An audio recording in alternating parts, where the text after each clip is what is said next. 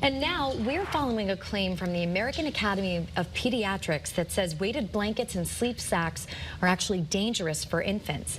Lawmakers are now urging some swift action on this. That's right. Channel 3 Eyewitness News reporter Marcy Jones joins us now live in the studio. So, Marcy, while the AAP says these products are dangerous, some of the top brands say their products are completely safe. So a bit of a disconnect there, right? Absolutely. That's what makes it so confusing. In addition to the American Academy of Pediatrics, the CDC, as well as the National Institute of Health, are also cautioning parents against the use of weighted blankets and sleep sacks, citing a risk of suffocation and other serious health episodes, as well as a lack of rigorous safety testing by the companies. Senator Blumenthal says the two major companies that make these products, Dreamland Baby and Nested Baby, prey on vulnerable, sleep-deprived parents who are desperate for a solution by making claims such as to, quote, help your baby feel calm, fall asleep faster, and stay asleep longer so you can too.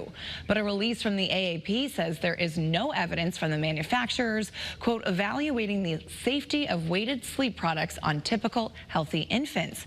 Meanwhile, on Dreamland Baby's website, they say their product exceeded all United States Consumer Product Safety Commission's standards, and that their products were designed with help from pediatricians and NICU nurses. Blumenthal will hold a press briefing today at Connecticut Pediatrics in Hartford to call for action.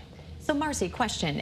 What is the AAP recommending then for safe sleep for infants? Yes, because it seems like it does kind of change and vary year to year. Well, the AAP recommends that infants always sleep on their back on a separate, flat, and firm sleep surface without any bumpers or loose bedding. AAP's recommendations for safe sleep environment also includes room sharing without bed sharing and the avoidance of soft bedding and, of course, overheating. Guys?